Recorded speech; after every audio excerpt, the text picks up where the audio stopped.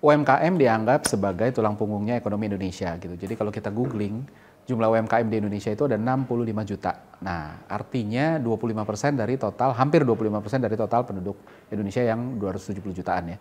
Artinya dari 4,5 orang, 4,5 penduduk Indonesia, satunya itu UMKM. Nah, sayangnya walaupun jumlahnya banyak secara absolut number, tapi kalau dilihat dari persentasenya yang bisa sampai ke level ke atas tuh nggak terlalu banyak gitu ya. Kita lihatlah berapa banyak sih UMKM kita yang udah bisa ekspor, udah bisa diterima di market luar, itu kan juga belum banyak. Banyak yang masih berjuang tapi belum ketemu jalannya. Ada yang bilang masalah modal, ada yang bilang akses pasar, makanya banyak platform e-commerce juga diminta untuk ikutan support gitu. Tapi permasalahannya sebenarnya nggak cuma itu, dan banyak hal-hal yang basic yang sebenarnya kita butuh bantu di sini, dan kali ini kita mau bahas gimana baiknya. Halo, saya Ignatius Untung, selamat datang di Marketing.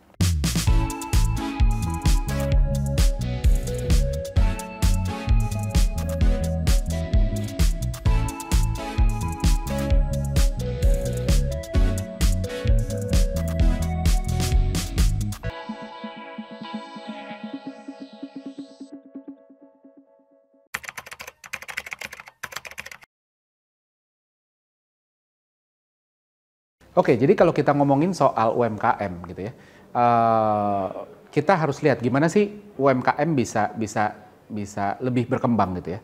Benar bahwa banyak yang muji ya, UMKM kita tuh bagus produknya ini itu ya. Nah, kita nggak bahas soal produk karena produk ini spesifik produk per produk gitu, brand per brand yang akhirnya sulit untuk dibahas di sini. Secara normatif ya produknya harus ngerti pasar yang dituju gitu, terus habis itu kualitasnya bagus, reliable dan lain sebagainya. Tapi kita bahas dari sisi bisnis terutama marketing. Yang pertama menurut saya adalah area brand gitu ya.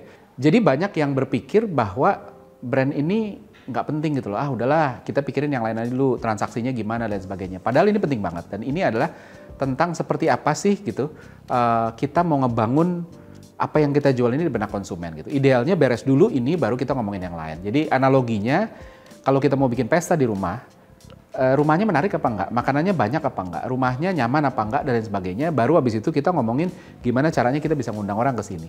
Tapi kalau rumahnya udah nggak seru, udah nggak menarik, ya kita mau tarik orang ke sini juga akhirnya nggak terlalu menarik ya. Dan ini juga mirip kayak produk ya, dalam hal ini yang bikin konsumen datang, bangun daya tarik gitu ya. Tapi ini lebih dari produk. Ini produk itu kan soal fungsional gitu ya. Soal value for money gitu. Brand ini soal emosional juga gitu. Ini soal bikin orang tertarik gitu ya. Dan brand ini lebih dari produk gitu. Jadi produk biasa-biasa aja itu bisa juga tetap punya persepsi yang baik dan pada akhirnya terus dibeli orang. Dan itu juga karena brand juga.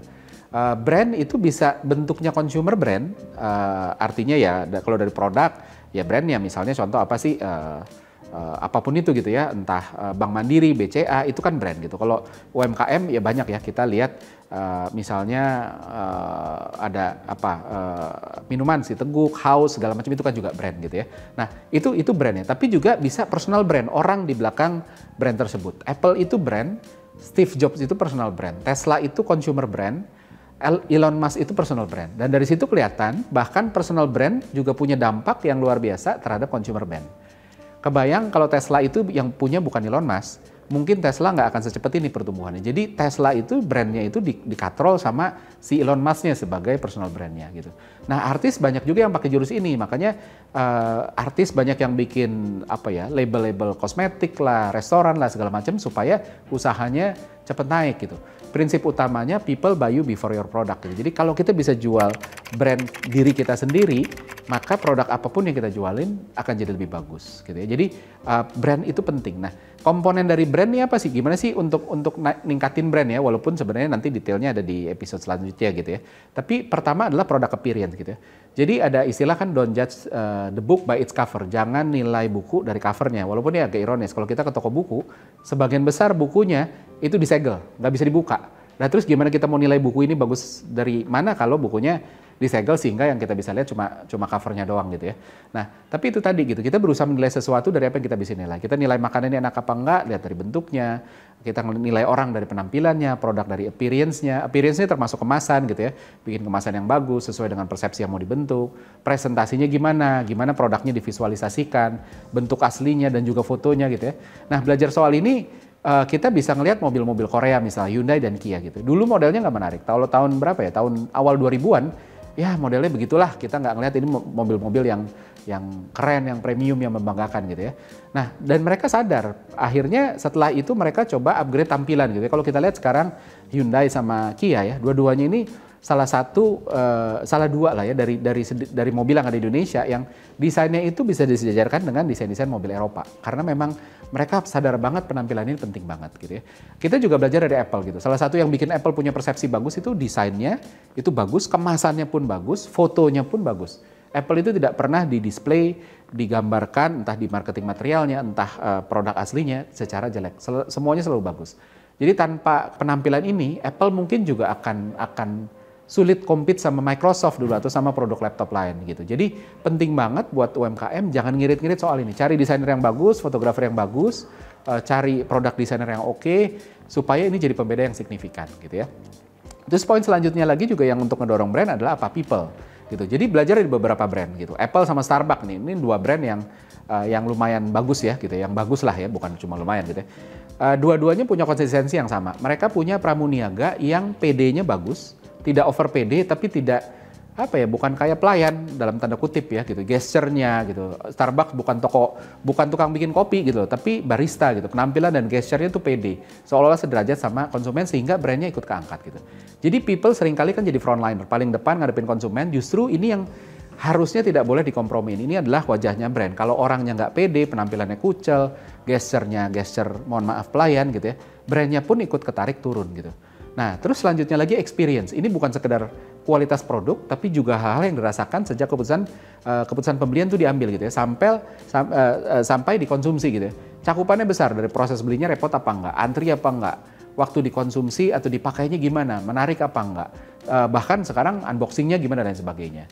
Itu dia. Nah, itu tadi ngomongin soal brand. Itu part pertama yang harusnya sebagian UMKM spend time banyak di sana.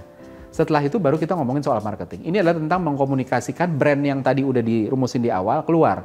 Bikin orang jadi tahu, oh ini toh brandnya, oh ini toh produknya gitu. Kalau brand soal gimana bagusnya nyanyian kita, analoginya, brand itu soal nyanyian kita bagus nggak sih, lagunya bagus apa nggak sih. Marketing ini adalah soal gimana nyanyiannya itu dan suara bagus kita itu kedengeran sama orang lebih banyak gitu. Jadi kayak kasih mic yang lebih gede supaya lebih banyak orang tahu gitu. Nah seringkali orang kebalik. Marketingnya dulu dikencengin, brandnya belakangan. Yang kejadian orang akhirnya dengerin nyanyiannya, tapi karena agak-agak fals, akhirnya persepsinya jadi rusak. Enggak deh, produk ini nggak terlalu bagus gitu. Dan ini berlaku juga sama personal brand. Banyak orang salah bangun personal brand, belum apa-apa yang dipikirin gimana orang tahu kita. Tanpa punya clarity yang sebenarnya kita tuh mau bangun brand kayak apa sih, kita mau diingat sebagai apa gitu. Jadi buru-buru bikin podcast, padahal nggak tahu yang positioning yang mau disasar itu seperti apa. So basically ini adalah tentang cari channel. Marketing itu tentang cari channel. Apa sih channel yang penting untuk relevan buat konsumen sehingga abis itu orang jadi tahu brand kita tuh kayak apa gitu. Nah, part dari marketing juga kita harus maintain exposure gitu ya. Hanya maintain exposure itu termasuk reminder.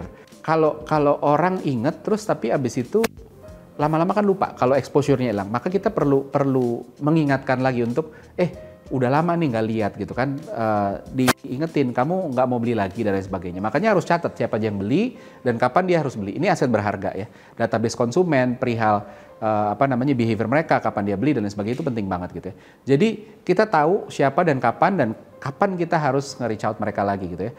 Dan harus ingat bahwa masalah orang balik lagi mau beli lagi itu perlu di-nurture sebelum jadi loyal. Atau bahkan ketika nggak punya database konsumen, ini tentang mastiin kita masih ada, gimana caranya kita muncul di beberapa channel gitu. Terus kita juga harus jaga relationship, ini juga soal bangun relationship sama konsumen gitu kan. Apple, Starbucks itu bangun relationship juga dari interaksi tadi. Pramuniaga mereka kan bukan pramuniaga ya, barista atau pramuniaga di toko Apple gitu. Itu beda sama pramuniaga, mohon maaf misalnya di department store gitu yang gesturnya udah gesturnya pelayan gitu, bukan orang yang tinggi sederajat yang terus habis itu mau bangun relationship gitu. Dan bentuknya nggak harus selalu dalam bentuk iklan gitu ya. Kadang-kadang konten edukasi, kadang-kadang konten yang fun aja gitu ya. Dan marketing ini juga soal persuasi tentang creative messaging gitu. Gimana iklan dan konten kita menarik untuk mereka gitu kan.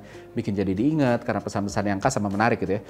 Dan kita harus ingat prinsip besarnya ya ketika kita ngomongin iklan, nobody likes to read an ads. Nggak ada yang suka ngelihat iklan, orang suka untuk ngelihat sesuatu yang menarik buat mereka, kadang-kadang itu iklan. That's why makanya ketika bikin iklan kita harus pikirin bukan bukan tentang apa yang kita mau omongin, tapi gimana ini ditangkap sama mereka dan gimana ini bisa menarik kan gitu ya. Dan yang penting juga ketika kita ngedesain persuasi ini, influence-nya gimana? Ini soal gimana orang bisa ngerekomendasiin atau gimana rekomendasiin orang bisa kelihatan sama orang-orang yang lain. Tentang referral, testimoni, review gitu kan. Suka nggak suka orang akan lihat ini gitu untuk mutusin ya sebelum mutusin gitu.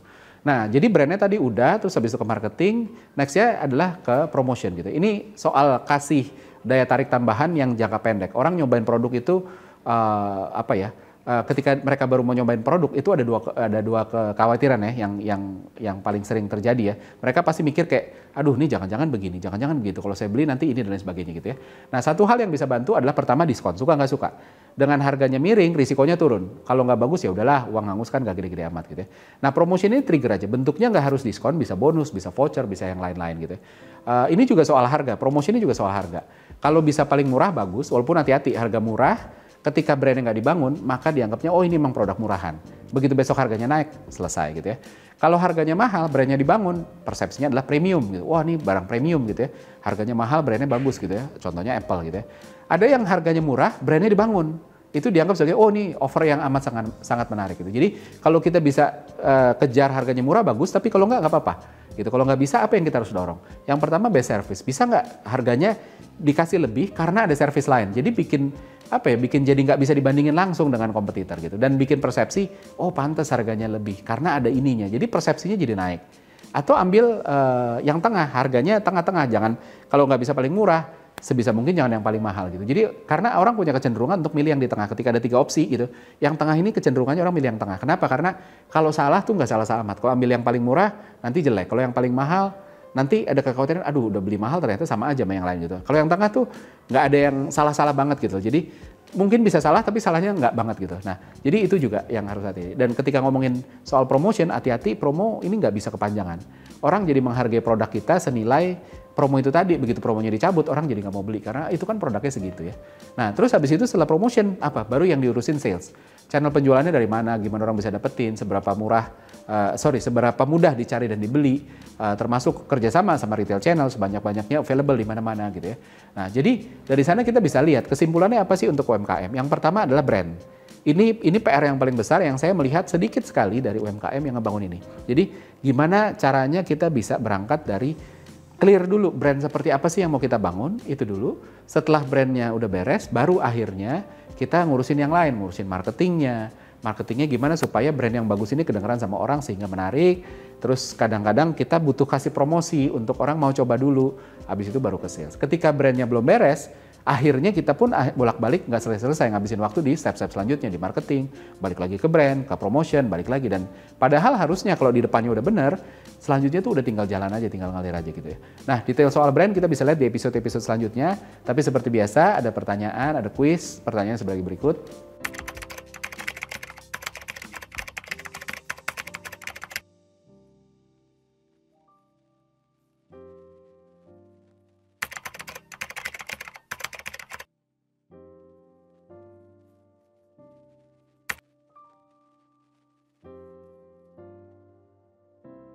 Pemenang dari episode kali ini bisa dilihat di episode selanjutnya. Seperti biasa, selalu saksikan marketing di Marketeers TV. Saya Ignatius Untung, pamit undur diri.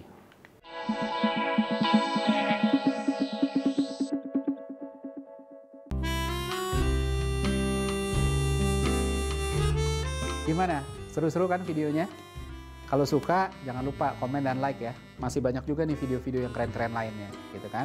Dan jangan lupa subscribe juga Marketeers TV di sini nih.